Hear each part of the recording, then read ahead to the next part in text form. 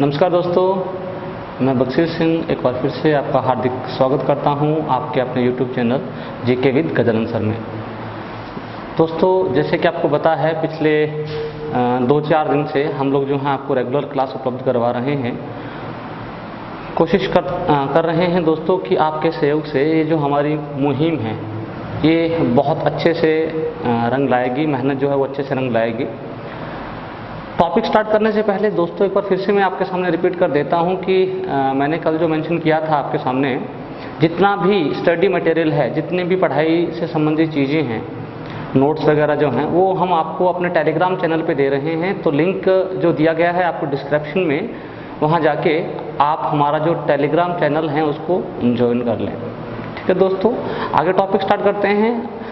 जिन भी लोगों ने पीछे की क्लास नहीं देखी, वो पीछे जो 3 क्लासेस डल चुकी हैं पॉलिटी की, वो अपने प्लेलिस्ट में जाके रिकॉर्डेड वीडियो देख सकते हैं। हालांकि वो क्लासेस लाइव थी, लेकिन जिस भी बच्चे ने वो क्लास छोड़ी हो, जिस भी स्टूडेंट ने वो क्लास छोड़ी हो दोस्तों, वो जाके रिकॉर्डेड वीडियो में क्लासेस को देख सकता है ताकि सारी चीज़ें अच्छे समझ आ जाएं। आगे स्टार्ट करते हैं। टॉपिक हमने पढ़ा था दोस्तों 1772 तक। 1772 तक हमने टॉपिक पढ़ा था। कल कुछ बच्चों ने कमेंट में पूछा था, उनको कुछ दिक्कत थी, डाउट था, वो डाउट मैं दोबारा क्लियर कर देता हूँ। माफ़ी चाहूँगा, कल मैं आपके कमेंट नहीं देख पाया। हमारी टेक्निकल टीम ने जो क्वेश्चन थे आपके उनको पिन किया था और मुझे बाद में बताया गया, तो उन प्रश्नों को मैं दोबारा से रिपीट कर देता हूं ताकि जिन बच्चों को डाउट था वो डाउट क्लियर हो जाए। और ध्यान रखिएगा दोस्तों, आज के बाद आपके जो भी डाउट होंगे वो आपको तुरंत हमारी जो फैकल्टी है कमेंट बॉक्स में आपको तुरंत जवाब देती रहेगी ताकि आपके सारे डाउट साथ ही साथ क्लियर होते रहें। कल के लिए एक बार फिर से मैं आपको दोबारा दोहरा रहा हूँ, कल जो मैं जवाब आपको नहीं दे पाया कमेंट बॉक्स में, उसके लिए क्षमा प्रार्थी हूँ। हमारी टीम ने इसको पॉइंट आउट कर दिया था, पिन कर दिया था, और मुझे अभी ध्यान में है, दोबारा से रिपीट कर देता हूं कौन से क्वेश्चन आपने पूछे थे, उनका जवाब मैं पहले आपको दे देता हूं। तो दोस्तों, कल जो हम पढ़ रहे थे, जहां से आपका डाउट था, कुछ बच्चों ने कमेंट किया था, मैंने आपको बताया था कि 1772 तक आते आते मैंने कहा 1765 में एक संधि हुई थी। 1765 में एक संधि हुई थी, जिस संधि का नाम था इलाहाबाद की संधि। इलाहाबाद की संधि। इलाहाबाद की संधि के माध्यम से क्या हुआ था? इलाहाबाद की संधि के माध्यम से दोस्तों मैंने आपको बताया था कि अंग्रेजों को 3 जगहों पे दीवानी अधिकार दे दिए गए थे। अंग्रेजों को 3 जगहों के दीवानी अधिकार दे दिए गए थे। कहां कहां के दीवानी अधिकार दे दिए गए थे दोस्तों? सबसे पहला जिक्र किया था हमने, एक मैंने बताया था आपको, अवध, उड़ीसा व बंगाल। अवध, उड़ीसा व बंगाल, इन 3 क्षेत्रों पर अंग्रेजों को दीवानी अधिकार दे दिए गए थे। कौन से अधिकार दे दिए गए थे? दीवानी अधिकार दे दिए गए थे। या मैं यूं कह दूं कि इन 3 क्षेत्रों पर अंग्रेजों को टैक्स लगाने का अधिकार दे दिया गया था। ज़्यादा इसको रिपीट नहीं करते हुए दोस्तों, क्योंकि कल हमने चीज़ें पढ़ी हैं, थोड़ा सा जल्दी से मैं आपको बता देता हूं। मैंने कहा कि जब 1765 में ये दीवानी अधिकार दिए गए तो ईस्ट इंडिया कंपनी के कर्मचारियों ने क्या कर दिया? गड़बड़ करना शुरू कर दिया। ईस्ट इंडिया कंपनी के कर्मचारियों ने जैसे ही गड़बड़ करना शुरू करा तो 1772 तक आते आते, यहां से क्वेश्चन पूछा था कुछ बच्चों ने, 1772 तक आते आते जो आपकी EIC जो है, आपकी EIC जो है, ईस्ट इंडिया कंपनी जो है वो क्या हो गई? दिवालिया हो गई। ईस्ट इंडिया कंपनी क्या हो गई? दिवालिया हो गई। मैं दोबारा से रिपीट कर देता हूं दोस्तों, कुछ बच्चों ने कहा था कि सर ये 1772 है। जी हाँ, बिल्कुल 1772 है। 1765 से लेकर 1772 यानी इन 7-8 सालों में ही कंपनी क्या हो गई थी? दिवालिया हो गई थी। और दिवालिया होने के बाद 1772 में ही जो कंपनी के कर्मचारी हैं, 1772 में ही कंपनी के जो कर्मचारी हैं वो ब्रिटेन जाते हैं। कहाँ जाते हैं? ब्रिटेन जाते हैं। ब्रिटेन में कहाँ जाते हैं भाई? ब्रिटेन के उस समय प्रधानमंत्री थे जिनका नाम था, ब्रिटेन के PM थे, ब्रिटेन के PM का नाम था लॉर्ड नॉर्थ। क्या था? लॉर्ड नॉर्थ के पास जाते हैं और कहते हैं कि श्रीमान हमारी कंपनी क्या हो गई? फेल हो गई। अगर कंपनी चलानी है तो हमें क्या दे दीजिए? ऋण दे दीजिए। हमें क्या दे दीजिए? ऋण दे दीजिए, अगर कंपनी चलानी है तो हमें ऋण दे दीजिए, अन्यथा कंपनी क्या कर दीजिए, बंद कर दीजिए। जैसे ही लॉर्ड नॉर्थ को इस बात का पता चला कि कंपनी के जो कर्मचारी हैं वो क्या मांग रहे हैं, ऋण मांग रहे हैं, तो लॉर्ड नॉर्थ को इस बात का संदेह हुआ कि ऐसा तो संभव नहीं है कि जो कंपनी 1613 में भारत में व्यापार करने आई थी और इतने समय तक 1772 तक व्यापार करती रहे और अचानक से क्या हो जाए, फेल हो जाए, ऐसा होना तो संभव नहीं है। तो कहीं ना कहीं कुछ ना कुछ तो गड़बड़ है। इसलिए लॉर्ड नॉर्थ ने क्या करा दोस्तों, कल मैंने आपको ये बताया भी था, 1772 में एक जांच कमेटी बनाई। 1772 में क्या करा, एक जांच कमेटी बनवाई और उस जांच कमेटी को हम सीक्रेट कमेटी के नाम से भी जानते हैं। इसको क्या कहा जाता है, सीक्रेट कमेटी भी कहा जाता है। लॉर्ड नॉर्थ ने 1772 में कंपनी के फेल होने का कारण क्या है, इसके लिए कमेटी बनवाई। कौन सी कमेटी बनाई, सीक्रेट कमेटी। और जैसे इस सीक्रेट कमेटी को बनाया गया, कुछ समय बाद सीक्रेट कमेटी ने ब्रिटेन के प्रधानमंत्री को इस बारे में बताया कि आपकी कंपनी के फ्लॉप होने का या फेल होने का कारण यह है कि आपके पास जो 200% कर आता है, इस 200% कर में से 150% कर तो आपके कौन ले जाते हैं, कर्मचारी ही ले जाते हैं। 150% कर किसके पास चला जाता है, कर्मचारियों के पास चला जाता है। और कंपनी के पास केवल कितना परसेंट कर बचता है, 50%। ये समझाने के लिए लिख रहा हूं दोस्तों। कहने का मतलब ये है कि कंपनी जितना मुनाफा कमा रही है, उस मुनाफे का 70 से 75% तो कौन लेके जा रहा है, कंपनी के कर्मचारी ही लेके जा रहे हैं। यही कारण है आपकी कंपनी में कर्मचारियों द्वारा गड़बड़ की जा रही है। यही कारण है कि आपकी कंपनी क्या हो गई, दिवालिया हो गई। यही कारण है कि आपकी ईस्ट इंडिया कंपनी क्या हो गई, दिवालिया हो गई। जैसे ही ब्रिटेन के तत्कालीन प्रधानमंत्री लॉर्ड नॉर्थ, मैंने क्या कहा दोस्तों, लॉर्ड नॉर्थ, जो कि उस समय ब्रिटेन के क्या थे, प्रधानमंत्री थे। अगर नोट डाउन करना चाहते हैं तो एक बार कर लीजिए।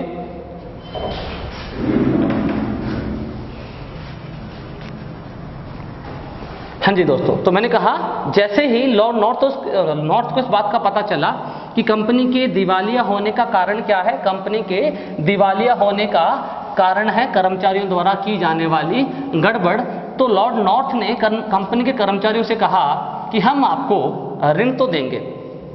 लॉर्ड नॉर्थ ने कहा कि कंपनी को क्या दिया जाएगा, ऋण देय होगा, ऋण देय होगा, यानी ऋण दिया जाएगा। लेकिन ऋण देने की एक क्या होगी, शर्त होगी। ऋण देने की क्या होगी, शर्त होगी। शर्त क्या होगी, शर्त ये होगी कि आज के बाद यानी 1772 के बाद, 1772 के बाद कंपनी के संबंध में जितने भी नियम हैं, किसके संबंध में, कंपनी के संबंध में जितने भी नियम हैं, वो नियम आज के बाद कौन बनाएगा, ब्रिटेन का प्रधानमंत्री बनाएगा। या यूं कह सकता हूं कि आज के बाद कंपनी के संबंध में जितने भी नियम बनेंगे वो ब्रिटेन के प्रधानमंत्री की देखरेख में बनेंगे। और दोस्तों, प्रधानमंत्री जो होता है वो किसका सदस्य होता है, संसद का सदस्य होता है। या मैं ये कह सकता हूं कि 1772 में ये तय कर दिया गया कि आज के बाद ईस्ट इंडिया कंपनी के संबंध में, ईस्ट इंडिया कंपनी जो भी रूल भारत के संबंध में बनाएगी, उन नियमों के ऊपर जो देखरेख करेगा, उन नियमों को जो बनाएगा, कौन बनाएगा, ब्रिटिश संसद बनाएगी। या मैं यूं कह सकता हूं कि 1772 के बाद 1773 में ब्रिटिश संसद ने, कौन सी संसद की बात हो रही है दोस्तों, ध्यान रखिएगा। ये मैं बात कर रहा हूं ब्रिटेन की संसद की। ब्रिटेन की संसद किस लिए बात कर रहा हूं, क्योंकि उस समय ब्रिटेन के प्रधानमंत्री लॉर्ड नॉर्थ थे और जो प्रधानमंत्री होता है वो किसका सदस्य होता है, संसद का सदस्य होता है। 1772 के बाद 1773 में पहली बार ऐसा हुआ, 1773 में पहली बार ऐसा हुआ कि अब भारत के संबंध में जो भी नियम बनने लगे, भारत के संबंध में जो भी नियम बनने लगे वो किसने नहीं बनाए, कंपनी ने नहीं बनाए, कंपनी ने नहीं बनाए। क्योंकि 1772 में कंपनी के कर्मचारियों की गड़बड़ी की वजह से उनसे सारे अधिकार छीन ले गए थे और अब कंपनी के संबंध में सारा रूल या सारे नियम बनाने का अधिकार किसे दे दिए गए, ब्रिटेन के प्रधानमंत्री या ब्रिटेन की संसद को दे दिए गए। और ब्रिटेन की संसद ने पहली बार 1773 में एक अधिनियम बनाया। इस अधिनियम को हम रेगुलेटिंग एक्ट के नाम से जानते हैं। कौन से एक्ट के नाम से, रेगुलेटिंग एक्ट के नाम से भी जानते हैं, रेगुलेटिंग एक्ट। याद रखिएगा दोस्तों, रेगुलेट का मतलब ही होता है नियंत्रण करना। रेगुलेट का मतलब भी क्या होता है? नियंत्रण करना। यानी 1773 के अधिनियम के माध्यम से भारत के संबंध में सारे मामलों पर किसका नियंत्रण हो गया? ब्रिटेन की संसद का नियंत्रण हो गया। यानी अब कंपनी का अधिकार नहीं रहा, अब किसका अधिकार हो गया? ब्रिटेन की संसद का। याद रखिए दोस्तों, मैंने ये भी कहा था आपको, मैंने कहा था भारतीय राज्य व्यवस्था की शुरुआत, भारत के राज्य व्यवस्था की शुरुआत कहां से मानी जाती है? भारत की राज्य व्यवस्था की शुरुआत 1773 के अधिनियम से मानी जाती है। मैंने आपको कहा था जब हमने क्लास स्टार्ट करी थी, मैंने कहा जिन भी लोगों ने क्लास नहीं देखी वो दोबारा से जाके देख लें, प्लेलिस्ट में आपको सारे वीडियो मिल जाएंगे। मैंने आपको कहा था कि अगर ईस्ट इंडिया कंपनी 1600 में भारत आ गई थी, अगर ईस्ट इंडिया कंपनी 1600 में भारत आ गई थी, तो भारत की राज्य व्यवस्था के संबंध में पहला अधिनियम 1773 में क्यों बनाया गया? ये मैंने आपसे प्रश्न पूछा था कि 173 सालों तक, 173 वर्षों तक भारत की राज्य व्यवस्था के संबंध में कोई नियम क्यों नहीं बनाया गया? तो इसका यही कारण था दोस्तों कि 1765 जो हमने पढ़ा, 1765 तक तो कंपनी के पास कोई अधिकार ही नहीं था। और 1765 में 1757 के पलासी के युद्ध के बाद, 1764 के बक्सर के युद्ध के बाद, 1765 की इलाहाबाद संधि के बाद कंपनी को कुछ दीवानी अधिकार दिए गए। कुछ सालों बाद कंपनी क्या हो गई? अपने कार्य करने में असफल हो गई। और 1773 में पहली बार क्या आ गया? ब्रिटिश संसद के अधीन ये आया और ब्रिटिश संसद ने ही भारतीय राज्य व्यवस्था के संबंध में रूल बनाने शुरू करे। यानी भारतीय राज्य व्यवस्था की शुरुआत कहां से होती है? 1773 से। कौन से अधिनियम के माध्यम से? रेगुलेटिंग अधिनियम के माध्यम से। जैसे ही 1773 में पहला अधिनियम बनाया गया, इसके बाद लगातार ब्रिटिश संसद द्वारा समय समय पर बहुत सारे अधिनियम बनाए गए भारत की राज्य व्यवस्था के संबंध में, क्योंकि अब जो है ब्रिटिश संसद जो है उसको बहुत अच्छे से पता था कि हम भारत पे अब व्यापार ही नहीं कर रहे, भारत में केवल व्यापार ही नहीं कर रहे, हमें भारत में क्या करना है? शासन भी करना है। तो शासन के संबंध में 1773 से लेकर, यानी 1773 से शुरू होकर 1947 तक बार बार समय समय पे अधिनियम बनाए गए। उन अधिनियमों की एक बार मैं संक्षिप्त रूप में चर्चा कर लेता हूं, कौन कौन से मुख्य अधिनियम बनाए गए थे। 1773 के बाद की बात करूं तो 1773 के बाद 1793 जिसमें भू राजस्व अधिनियम था, भू राजस्व अधिनियम था। 1793 के बाद 1813 महत्वपूर्ण है आपके लिए, याद रखिएगा 1813, क्योंकि 1813 में जो ब्रिटिश संसद थी, ब्रिटिश संसद ने भारत में ईसाई लोगों को, ईसाई मिशनरियों को भारत में धर्म की प्रचार करने की पूरी आज्ञा दे दी थी। यानी ईसाई धर्म का जो प्रचार है, ईसाई धर्म के प्रचार करने की अनुमति दी थी 1813 में। 1813 के बाद 1833 का अधिनियम, 1833 का अधिनियम, 1833 के अधिनियम के बाद 1861 का अधिनियम। 1861 के अधिनियम के बाद जो कंपनी ने अधिनियम बनाया वो 1892 का अधिनियम। 1892 के अधिनियम के बाद जो अधिनियम बनाया वो 1909 का अधिनियम, 1909 का अधिनियम। 1909 के अधिनियम के बाद जो बनाया वो 1935 का अधिनियम, 1935 का अधिनियम। 1935 के अधिनियम के बाद जो अधिनियम बनाया गया वो अधिनियम बनाया गया 1947 का अधिनियम, जिसे अंतिम अधिनियम माना जाता है, जिसे भारत स्वतंत्रता अधिनियम 1947 भी कहा जाता है। भारत स्वतंत्रता अधिनियम 1947, भारत स्वतंत्रता अधिनियम 1947। मैंने कहा दोस्तों 1773 में रेगुलेटिंग एक्ट बनाने के बाद भारतीय लोगों या भारतीय व्यवस्थाओं के संबंध में ब्रिटिश संसद समय समय पर बार बार अधिनियम बनाती रही। 1773 के बाद 1793 का अधिनियम बनाया, 1813 का अधिनियम बनाया, 1833 का अधिनियम बनाया, 1833 के बाद 1861 का अधिनियम बनाया, 1892 का अधिनियम बनाया, 1909 का अधिनियम बनाया। ये भी आपके लिए महत्वपूर्ण हो जाता है, क्योंकि यहाँ पे पहली बार ब्रिटिश संसद ने सांप्रदायिक निर्वाचन की व्यवस्था यहाँ पे की थी। किसकी व्यवस्था की थी? सांप्रदायिक निर्वाचन की। सांप्रदायिक निर्वाचन की बात कब की थी? 1919 के अधिनियम के माध्यम से पहली बार ब्रिटिश संसद ने की थी। इसीलिए यहाँ पे मिंटो सेकंड, उस समय भारत जो है, भारत में जो मुख्य अधिकारी थे वो मिंटो थे, इसलिए मिंटो सेकंड को सांप्रदायिकता का जनक भी कहा जाता है।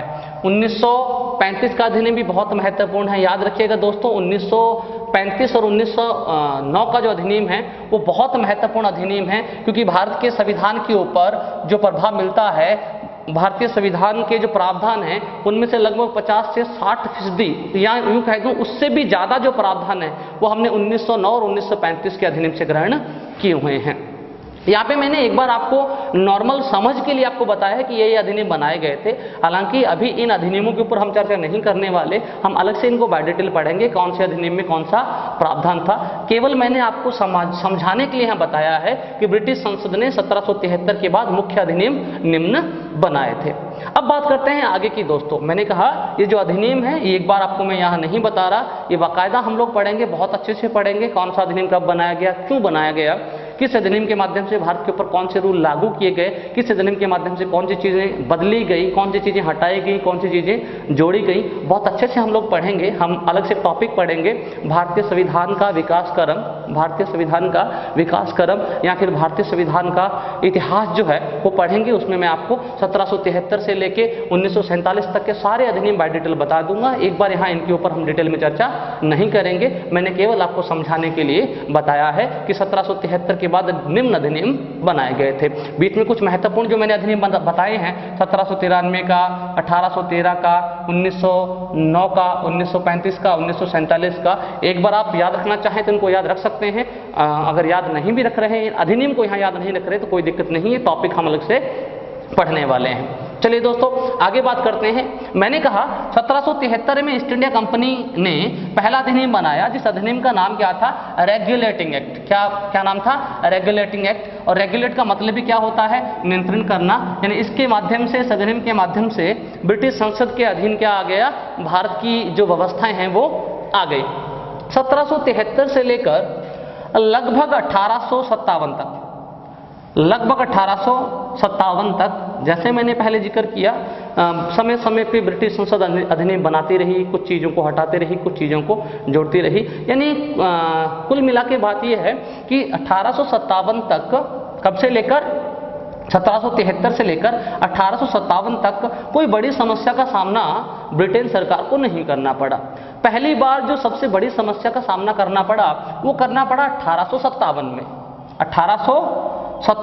1857 में एक बहुत बड़ी समस्या का सामना करना पड़ा, जिसे हम 1857 की क्रांति के नाम से भी जानते हैं। 1857 की क्रांति कह दूं बेहतर होगा कि इस क्रांति की बजाय आप इसको क्या कहें, 1857 का विद्रोह। 1857 का विद्रोह कहें तो ये बेहतर होगा। 1857 का जो विद्रोह हुआ था, कुछ लोग कहेंगे सर आप 1857 के विद्रोह के बारे में क्यों बताने जा रहे हैं। तो दोस्तों 1857 का जो विद्रोह है इसके बारे में बताना इसलिए जरूरी है क्योंकि इसके एक साल बाद 1858 में इसी विद्रोह के प्रभाव के कारण जो कंपनी थी उसको कहीं ना कहीं अपनी व्यवस्थाओं में बदलाव करना पड़ा था। 1858 का जो अधिनियम है वो हमारे लिए एक महत्वपूर्ण अधिनियम है, उसकी भी संक्षिप्त में हम चर्चा करेंगे। 1858 के अधिनियम में एक बड़ा बदलाव करना पड़ा था ब्रिटिश संसद को, इसीलिए मैं आपको 1857 के विद्रोह के बारे में संक्षिप्त में आपके साथ चर्चा कर रहा हूं। तो 1857 में विद्रोह हुआ। वैसे तो आप इतिहास में जब पढ़ेंगे इस विद्रोह को बहुत अच्छे से सर आपको पढ़ा देंगे, लेकिन मैं यहाँ पे बता रहा हूँ, कुछ कारण बता रहा हूँ कि 1857 का विद्रोह हुआ क्यों था, इसके होने के मुख्य कारण क्या थे। 2-3 कारण मैं आपके सामने संक्षिप्त रूप में आपको बताने की कोशिश कर रहा हूँ ताकि आपको थोड़ा पता लगे कि जो 1857 की क्रांति जिसे आप कहते हैं या विद्रोह जिसे कहते हैं वो क्यों हुआ था। दोस्तों उसके अलग अलग कारण थे, जैसे मैं आपके सामने 3-4 कारण डिस्कस कर रहा हूँ। 1857 के कारण, 1857 के विद्रोह के या क्रांति के कारण, पहला जो कारण मैं कह सकता हूं वो सामाजिक कारण। कौन सा कारण मैं कारण ले सकता हूं, सामाजिक कारण। सामाजिक कारण कैसे, अंग्रेजों ने क्या करा, अंग्रेज जो है वो भारतीय लोगों के साथ बहुत ही क्या करते थे, अंग्रेज भारतीय लोगों के साथ बहुत ही भेदभाव करते थे। कितना भेदभाव करते थे आपको आइडिया लग जाएगा, मैं आपको एक बता देता हूं। एक न्यायाधीश जो था, एक बार एक न्यायाधीश ने ये कहा था कि भारतीय लोग जो हैं वो अंग्रेजों के सामने इतने नीचे हैं, या कह सकता हूं इतने कमजोर हैं, या इस हद तक गुलाम हैं भारत के लोग अंग्रेजों के सामने कि यदि कोई भारतीय वो कहीं आ रहा हो, वो घोड़ा गाड़ी पे आ रहा है और सामने कोई अंग्रेज आ जाता है, तो भारतीय को चाहिए कि वो नीचे उतर जाए, अपनी गाड़ी से नीचे उतरे और तब तक वो नीचे खड़ा रहे जब तक वो अंग्रेज वहां से गुजर नहीं जाए। ऐसे कारण थे, सामाजिक कारण। दूसरा जो महत्वपूर्ण कारण बनता है वो आर्थिक कारण बनता है। आर्थिक कारण क्या था? आर्थिक कारण ये था दोस्तों, जैसे मैंने आपको पहले जिक्र किया था कि अंग्रेजों से पहले भारत के लगभग हिस्से पे किसका शासन हुआ करता था? मुगलों का शासन हुआ करता था। और मुगलों का जो शासन हुआ करता था, अगर मैं औरंगजेब की बात करूं तो औरंगजेब की दूसरे शासकों के खिलाफ नीतियां गलत थी, लेकिन औरंगजेब से पहले जो शासक आए थे उनकी नीतियां इतनी गलत नहीं थी। कहीं ना कहीं मुगलों के शासन से भारत की जो जनता है, भारत के जो लोग हैं, वो कहीं ना कहीं संतुष्ट थे। लेकिन जैसे ही अंग्रेज भारत में आए, उन्होंने क्या करा? मुगलों को क्या कर दिया? अंग्रेजों के आने से मुगलों का क्या हो गया? पतन हो गया, और सारा का सारा अधिकार किसके अधीन आ गया? किसके अधिकार हाथों में आ गया? अंग्रेजों के हाथों में आ गया। और इसका परिणाम ये रहा कि जो अंग्रेजी सरकार थी वो लोगों के ऊपर बहुत ज्यादा कर आरोपण करने लग गई। कर क्या किए उन्होंने?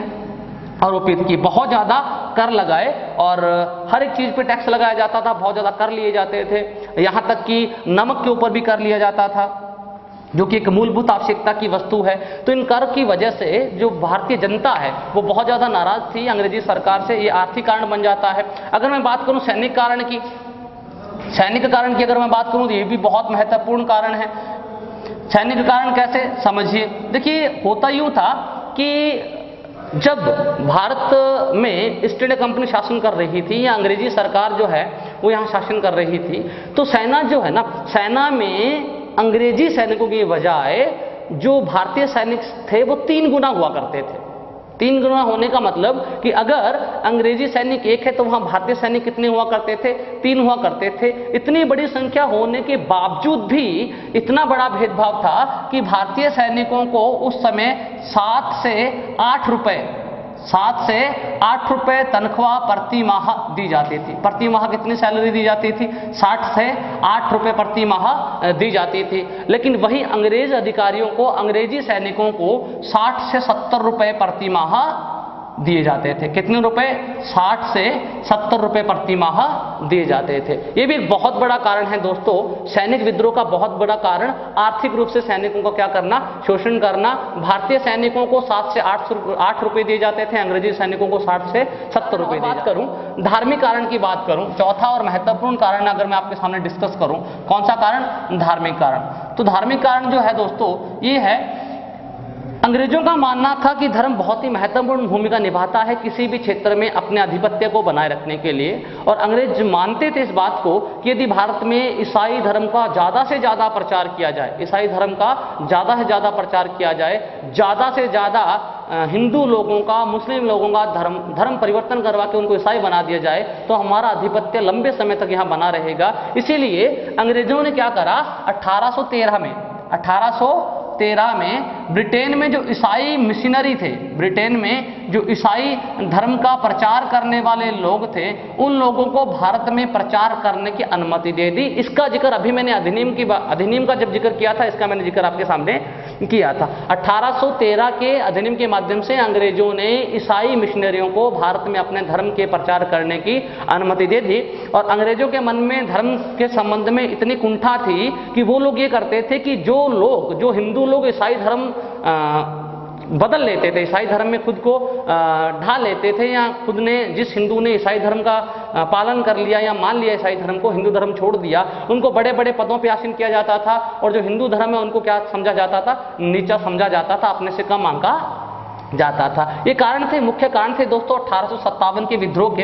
1857 का विद्रोह हुआ, कहां से हुआ, कैसे इस विद्रोह का दमन किया गया, वो सारी चीजें आपको सर इतिहास में बाय डिटेल बताएंगे। यहां मैं ज्यादा इसके ऊपर चर्चा नहीं करने वाला। लेकिन सबसे महत्वपूर्ण बात ये, राजव्यवस्था के संबंध में अगर बात करूं तो 1857 के अधिनियम के बाद 1858 के अधिनियम के बाद 1858 में अंग्रेजी सरकार को क्या करना पड़ा? अपनी व्यवस्थाओं में कुछ चेंज करना पड़ा। चेंज करना पड़ा। कौन सा चेंज करना पड़ा? 1858 में, जब 1857 की क्रांति के बाद अंग्रेजों को लगा, 1857 की क्रांति के बाद जब अंग्रेजों को लगा कि अब भारतीय लोगों का सहयोग अनिवार्य है। अब क्यों लगा, अंग्रेजों को क्यों लगा कि भारतीय लोगों का सहयोग अनिवार्य है? तो मैं आपको बता दूं दोस्तों कि ये इतना बड़ा विद्रोह था। विद्रोह तो हालांकि 1857 से पहले भी हुए थे, लेकिन ये ऐसा विद्रोह था जिसका आपको जिक्र बहुत अच्छे से मिलता है हमारे इतिहास में। ये इतना बड़ा विद्रोह था, कुछ अंग्रेज अधिकारियों ने तो ये तक कह दिया था कि यदि 1857 के विद्रोह में भारतीय राजाओं ने हमारा सहयोग नहीं किया होता तो अंग्रेजी नैया तो डूब गई थी। ये तक कहा था। बहुत बड़ा विद्रोह था, इस विद्रोह का बहुत ज्यादा प्रभाव था। और अब 1857 के बाद लगा अंग्रेजों को कि अगर भारतीयों का सहयोग नहीं लिया गया तो हमारी व्यवस्था नहीं चलने वाली, इसलिए भारतीय लोगों का कुछ सहयोग लेने की कोशिश करी गई। और 1858 में क्या करा गया? परिवर्तन किया गया। किसमें परिवर्तन किया गया? अंग्रेजी व्यवस्था में परिवर्तन किया गया। किसके संबंध में? जो भारत के संबंध में अंग्रेजी व्यवस्थाएं थी उनमें परिवर्तन किया गया। कौन सा परिवर्तन किया गया समझते हैं दोस्तों। हुआ यूं था कि 1773 में दोस्तों, मैंने आपको जब ये टॉपिक शुरू करा था तो मैंने बताया था कि 31 दिसंबर सन 1600 में जब ईस्ट इंडिया कंपनी की स्थापना हुई थी तो एक व्यक्ति होता था जिसका नाम होता था गवर्नर, जो कि व्यापार के सारे मामलों को देखता था। लेकिन 1773 में व्यापारिक मामलों को देखने वाला गवर्नर क्या करने लग गया था? राजनीतिक मामलों को भी देखने लग गया था। 1773 से लेकर गवर्नर जो है पूरी की पूरी व्यवस्थाओं को देखता रहा। लेकिन 1857 के विरोध के बाद या विद्रोह के बाद 1858 में अंग्रेजी सरकार को क्या करना पड़ा? इस गवर्नर नाम को ही बदलना पड़ा, इस गवर्नर के कार्य को बदलना पड़ा। इस गवर्नर की जगह गवर्नर का नाम कर दिया गया वायसराय एवं गवर्नर जनरल। क्या कर दिया गया? वायसराय एवं गवर्नर जनरल। वायसराय एवं गवर्नर जनरल। ध्यान रखिएगा दोस्तों, गवर्नर वही व्यक्ति था जिस पद का सर्जन हमने कब पढ़ा था? 31 दिसंबर सन 1600 को पढ़ा था। जनरल जो पद है वो मैं आपको कह सकता हूं 1773 के बाद जोड़ा गया था।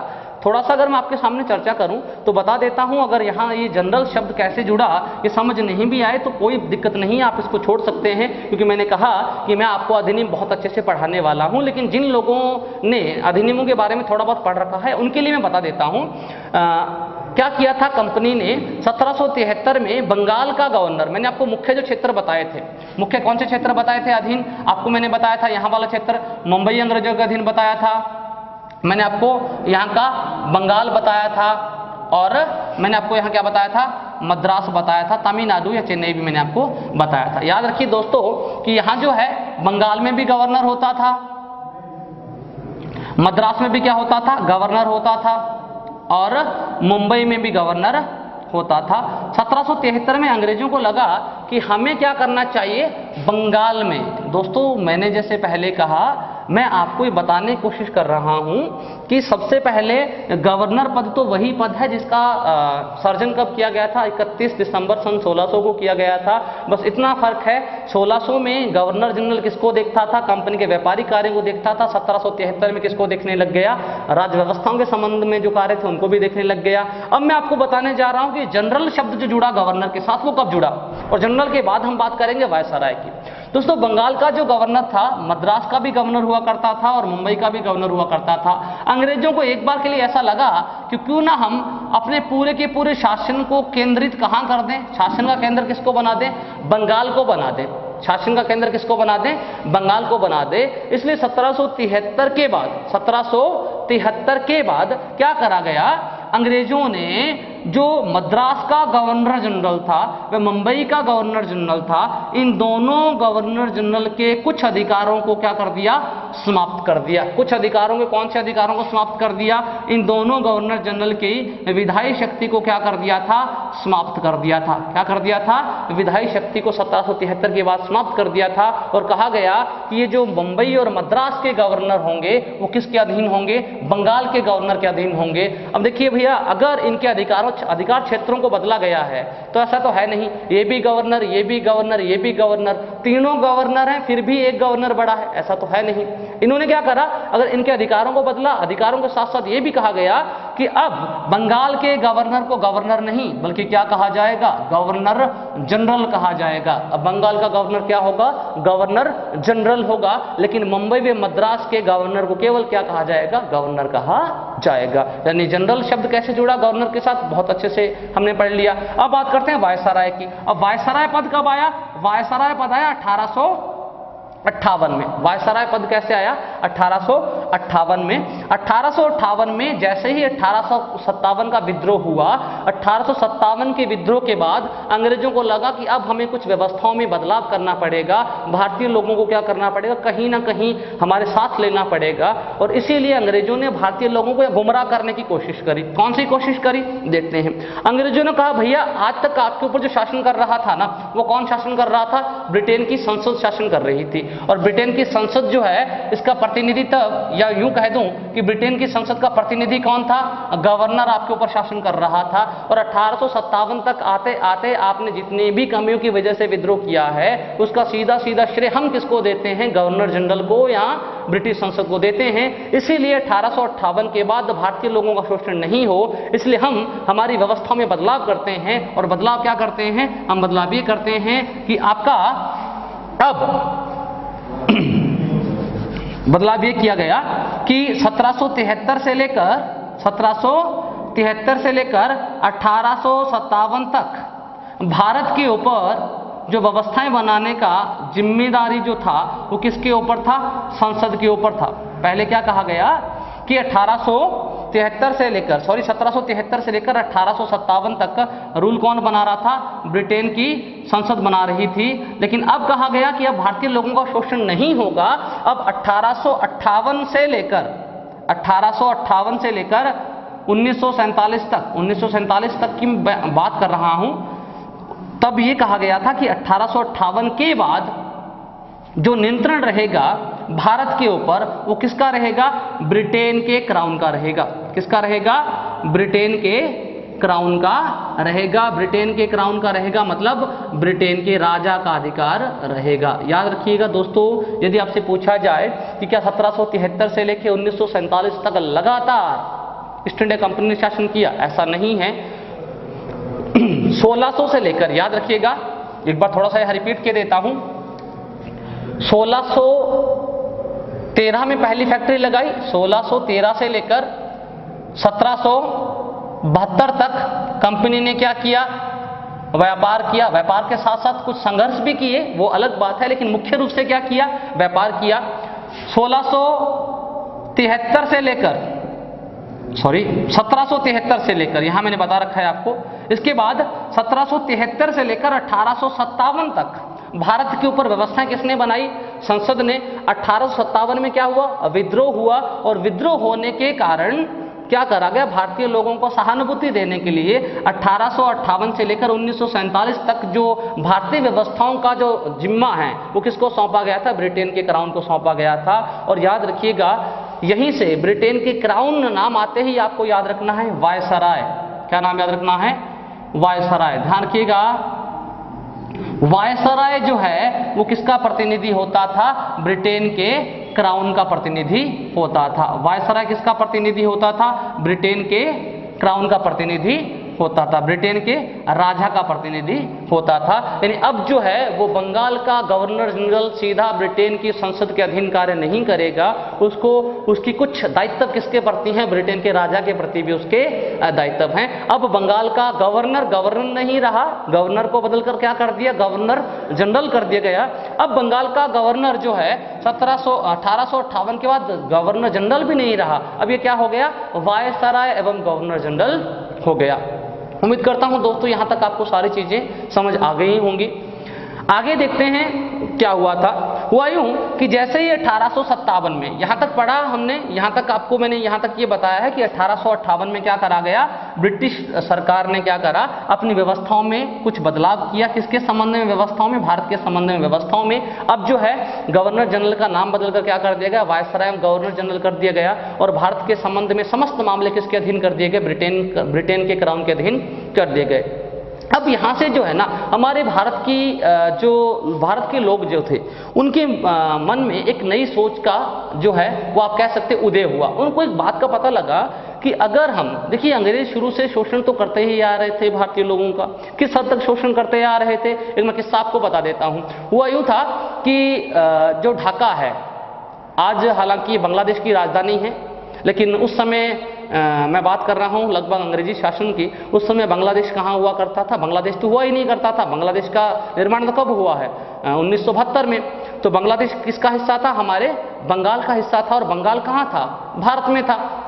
तो जो ढाका था वहाँ पे साड़ियाँ बनाई जाती थी, मलमल की साड़ियाँ बनाई जाती थी। और कुछ लोगों ने कहा है, कई किताबों में आपको मिल जाएगा लिखा हुआ, कि जो मलमल की साड़ियाँ थी ढाका की या बांग्लादेश की, वो इतनी कीमती या इतनी महीन धागे से बनी होती थी कि अगर उसको आप एक छल्ले में पिरो ले तो वो उनमें पिरोई जा सकती थी। इतना बढ़िया काम करते थे भारतीय जो कारीगर थे, भारतीय जो श्रमिक लोग थे। लेकिन अंग्रेजों ने इस हद तक शोषण किया था कि जब भारतीय लोगों ने अंग्रेजों का विरोध किया, क्योंकि अंग्रेज बहुत कम सैलरी देते थे, कम सैलरी देके ज़्यादा काम करवाते थे, कम तनख्वाह देके ज़्यादा काम करवाते थे। कुछ जो कारीगर थे ढाका के, उन्होंने अंग्रेजों के खिलाफ, ढाका यानी मैं बंगाल की बात कर रहा हूँ, जब बंगाल के लोगों ने कहा कि हम काम नहीं करेंगे इतने पैसे के बदले, तो अंग्रेजों ने, कहा जाता है कि उन कारीगरों के क्या करवा दिए थे, हाथ कटवा दिए थे, ताकि वो कार्य करने के लायक ही नहीं रहे। तो इस कदर शोषण था। तो एक बात तो तय है कि शोषण जो किया जा रहा था उससे नाराज तो भारतीय लोग थे ही, लेकिन भारतीय लोगों को कहीं ना कहीं डर था कि अगर हम अंग्रेज सरकार का विरोध करेंगे तो हमें दबा दिया जाएगा, हमें मार दिया जाएगा, हमें देश से निकाल दिया जाएगा। लेकिन 1857 की जो क्रांति हुई, इसमें कई अधिकारियों के सिर काट दिए गए, कई अधिकारियों को मार दिया गया। तो कहीं ना कहीं भारतीय लोगों के मन में एक ये एहसास हुआ कि हम अगर संगठित हों तो कहीं ना कहीं अंग्रेजों का विरोध कर सकते हैं। और इसी संगठन का परिणाम था कि पहली बार भारत में एक संस्था गठित की गई 1876 में। 1876 में एक संस्था गठित की गई जिसका नाम था इंडियन एसोसिएशन। 1876 में पहली बार भारत में एक संस्था गठित की गई जिसका नाम था इंडियन एसोसिएशन।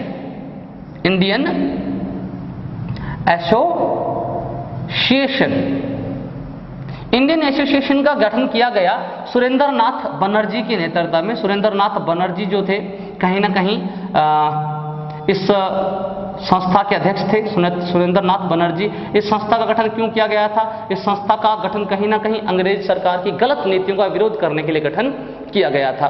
लेकिन जैसे ही अंग्रेजों को पता लगा कि भारतीय लोग अब हमारे खिलाफ क्या करने लग गए, हमारे खिलाफ बोलने की कोशिश करने लग गए, हमारे खिलाफ ये एकजुट होने लग गए, तो अंग्रेजों ने क्या करा ना, अंग्रेजों को यूं तो पता नहीं लगता था कि भारतीय लोग क्या कर रहे हैं या क्या नहीं कर रहे। तो अंग्रेजों ने क्या करा, एक दल का गठन करवाया 1885 में। याद रखिएगा, बहुत इंपॉर्टेंट है आपके लिए। 18 दिसंबर 1885 का नाम लेते ही दोस्तों आपको समझ आ गया होगा। 1885 में एक संगठन गठित किया गया जिसका नाम था कांग्रेस। अब बहुत सारे लोग कहेंगे सर कांग्रेस तो भारत की है ना, तो आप यूं कैसे कह सकते हैं, आप ये कैसे कह सकते हैं कि अंग्रेजों ने इसका गठन करवाया था? तो मैं आपको बता दूं कि वर्तमान जो आप कांग्रेस पार्टी की बात कर रहे हैं, ये वो कांग्रेस नहीं थी। इस कांग्रेस में बहुत ज़्यादा बाद में बदलाव हुआ है। एक बदलाव तो आपको शुरू वाले 5 सालों में मिलेगा, उसके बाद समय समय पे कांग्रेस जो है अपना जो है स्वरूप बदलती रही है। अगर कांग्रेस की बात करूं तो कांग्रेस शुरुआत में बिल्कुल सही बात है कि अंग्रेजों ने ही इसका गठन करवाया था। अंग्रेजों ने गठन करवाया था, इसीलिए नाम कहा जाता है कि ये गठन करवाने का श्रेय जाता है A.O. ह्यूम को। A.O.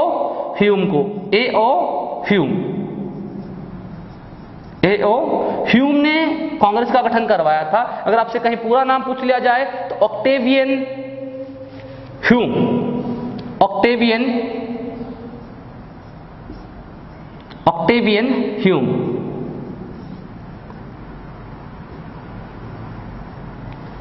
ह्यूम इनका पूरा नाम था।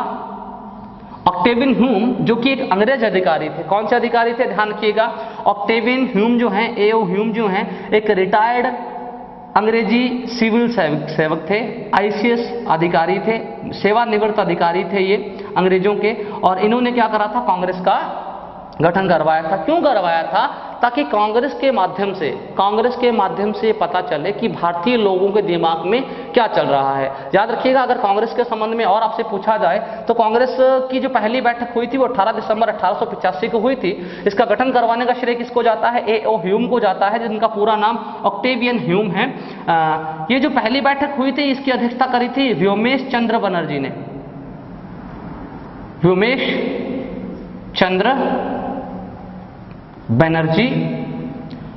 चंद्र बनर्जी ने पहली बैठक की क्या करी थी, अध्यक्षता करी थी। ध्यान रखिएगा, इसका गठन जो है कांग्रेस का गठन है वो मुंबई में किया गया था। कहाँ किया गया था, पहली बैठक कहाँ की गई थी, मुंबई में की गई थी। और मुंबई में एक विद्यालय है, महाविद्यालय है, गोकुलदास महाविद्यालय। गोकुलदास एक संस्कृत महाविद्यालय है, संस्कृत कॉलेज है।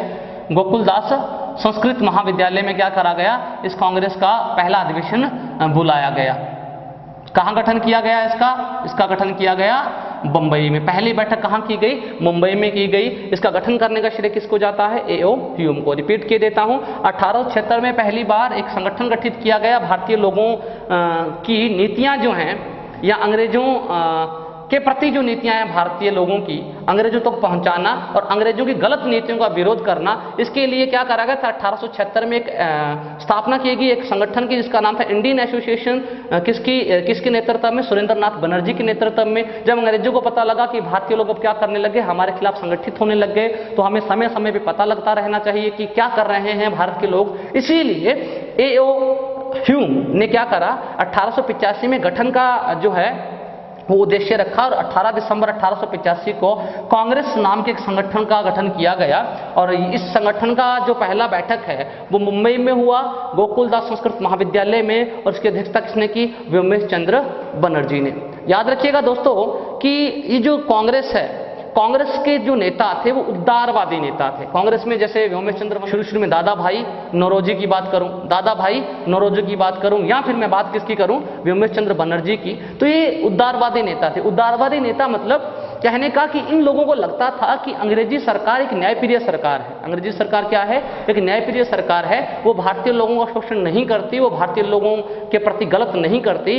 अगर अंग्रेजी सरकार गलत करती है इसलिए गलत करती है क्योंकि भारतीय लोगों की जो स्थानीय जो लोग हैं उनकी मांगे अंग्रेज सरकार तक नहीं पहुंचती, इसलिए अंग्रेज सरकार उनके प्रति गलत कर रही है। बाकी अंग्रेज सरकार की न्यायप्रिय सरकार है, ऐसा किसका मानना था, कांग्रेस के उन नेताओं का जो शुरू में कांग्रेस में शामिल थे। व्योमेश चंद्र बनर्जी की मैं बात करूं, दादा भाई नौरोजी की मैं बात करूं, और इन नेताओं को हम उदारवादी नेता भी कह सकते हैं। और अगर कांग्रेस की शुरुआती धारणा की बात करूं तो यह धारणा हमेशा नहीं बनी रही। बाद में कुछ ऐसे नेता भी आए जो मानते थे कि अंग्रेज जानबूझ के भारतीय लोगों के साथ गलत करते हैं, इसलिए कांग्रेस दो चरणों में बंट गई थी। पहला जो चरण माना जाता है कांग्रेस का, एक बार यहां से मिटा रहा हूं, अगर नोट डाउन करना चाहते हो तो कर लीजिए।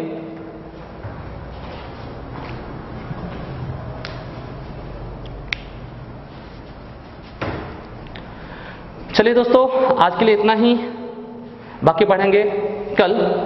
और आपका बहुत बहुत धन्यवाद, कल की क्लास में आपने हमारा इतना सहयोग किया। उम्मीद करता हूं कि आप इसी तरीके से हमारा सहयोग करते रहेंगे। आज के इस वीडियो को आप ज़्यादा से ज़्यादा लाइक करें, शेयर करें, और अगर कोई भी चीज़ समझ नहीं आई तो वो आप कमेंट बॉक्स में पूछें। मैंने जैसे पहले आपके सामने जिक्र किया था कि कल की जो क्लास थी वहाँ मैंने आपका जवाब नहीं दिया, आज मैंने आपको वो जवाब दिया है। अब जो है वो जितने भी जवाब जो हैं, आपके डाउट जो हैं, वो आपको तुरंत दे दिए जाएंगे हमारी टीम के माध्यम से। हमारी टेक्निकल टीम जो है वो एनी टाइम वहाँ मौजूद रहती है, तो जितने भी आपके प्रश्न हैं वो आप कमेंट बॉक्स में पूछ सकते हैं। और दोस्तों, आप हमारा टेलीग्राम चैनल जो है उसको सब्सक्राइब करें, उसको ज्वाइन करें, ताकि आपको सारा स्टडी मटेरियल पहुँचाया जा सके समय पे। धन्यवाद दोस्तों।